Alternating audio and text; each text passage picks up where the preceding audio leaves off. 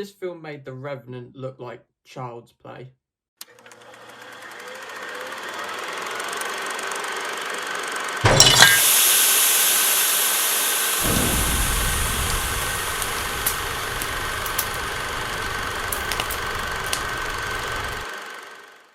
Monos is a 2019 war drama written and directed by Alejandro Landes. I'm not very good at pronouncing foreign names. And this is his third feature film, and it's set in Colombia. The film follows a group of teenage soldiers who are involved in a guerrilla conflict. We are introduced to the group as they undergo military training and as they watch over their American hostage, a middle-aged woman known as Doctora. And throughout the course of the film, we follow the group as the conflict escalates. I knew very little about this film prior to watching it. All I knew was the film had been highly praised for its amazing setting and cinematography, and that it followed third world peoples. And so, not knowing anything going in, I was immediately struck by the unrelenting pace of the film and how harsh and brutal this film is. As the film sort of plays out like a war twist on Lord of the Flies. And the filmmaker is actively taking inspiration from that story and places visual references to the book throughout the film. And the film really shines as it explores the humanity and interaction between these young people who are in total isolation and have been trained for violence and know nothing else other than that training. The group feels very authentic, and each member of this group has a very distinct personality, which makes for really great interactions. A lot of non-professional actors were used to make up the teenage cast in this film. And as the film progresses, we see these different young people mature and find themselves. In this development, we see some members of the group struggle with their sense of morality and faith in the conflict that they're fighting, while other members of the group develop an ego and try to gain a control over the group.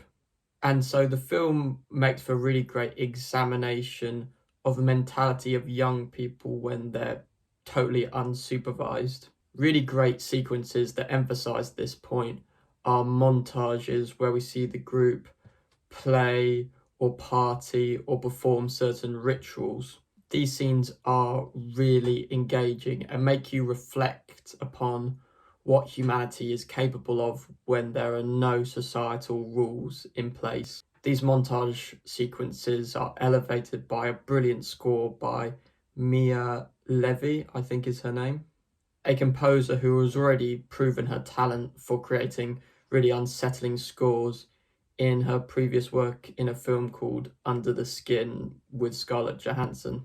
Not only is the score really thought-provoking, but the cinematography of this film is just next level. This film was shot in the middle of nowhere, more specifically around the Samana River in Colombia and the mountains of the Shigira National Park. Sorry again if I'm mispronouncing those places. These mountains are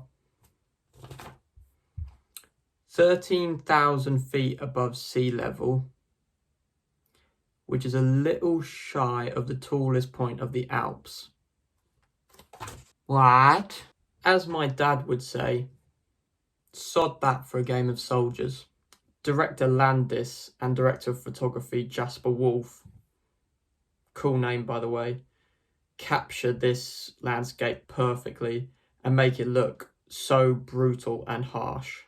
You know how certain survival films make the landscape look quite beautiful and inviting, like The Revenant, for example? It's sort of got that sheen to the cinematography.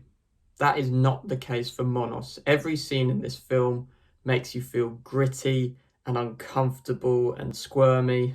Like the scenes in the film set in the jungle just make you feel itchy because there's like a dense score of like insects and twigs, and you can just tell they're shooting in really inaccessible locations.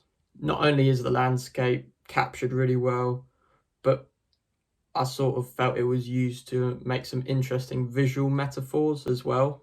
These huge wide shots we get, which shows how expansive the landscape is, really conveys how isolated these teenagers are. And it reminds you of what humanity is capable of when they are just totally isolated. And also little bits of visual imagery sort of convey the absurdity of the conflict that the children are involved in. For example, the building which the teenagers have as a base, which they defend, is crumbling and decrepit, and their commander throughout the film is a dwarf. And these sort of images sort of present a facade of power. It sort of shows that these teenagers are enslaved to a force which really doesn't have any power, but presents itself to these children as being very menacing. Like, quite cleverly throughout the film, we rarely see the larger force which these teenagers are enlisted to, yet you get the sense that these teenagers are terrified of their commanders. Other aspects of this conflict are really brilliantly done. For me, a really engaging aspect was the group's interactions with their American hostage, who they referred to as Doctora. As a middle-aged woman, she's much older than these soldiers, and so that makes for a really interesting dynamic and really interesting interactions. And these scenes of them interacting are so dark, yet so honestly human at the same time. You see this woman suffer from utter exhaustion, from rage, but also the complication that her hostage takers are far younger than her. And so she's torn between despising these essentially children, but also she's aware that they don't know any better and don't understand what they're really doing to her. Doctora has a very interesting relationship with one of the young girls in the group. And not to spoil what happens, but some of their scenes together are just jaw-dropping in how human they are, but also how dark and twisted they are. And so through Doctora's interaction with the group and how the group develops, the film really shines in its examination of morality and how humanity functions when it's isolated from society. And the film really does make you reflect on any current conflict which involves child soldiers. In the film, there's no illusion or labelling of the conflict that the children are involved in.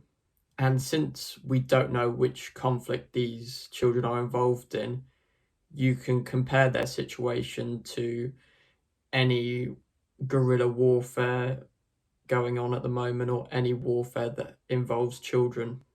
And the ending of the film obviously encourages you to reflect on this with a really poignant final shot. It's a film that poses a lot of moral questions to the audience. And so Monos is a film that has really a lot to offer. For us film geeks, you can enjoy this film by watching sequences and just wondering, how in the hell did they shoot that? But as well as this, it's a white-knuckled thrill ride which raises a lot of interesting questions about youth and morality and humanity when it's in isolation. I've seen some critics compare this film to Apocalypse Now, so that should let you know that you're in for a chillingly brutal time when you're watching this.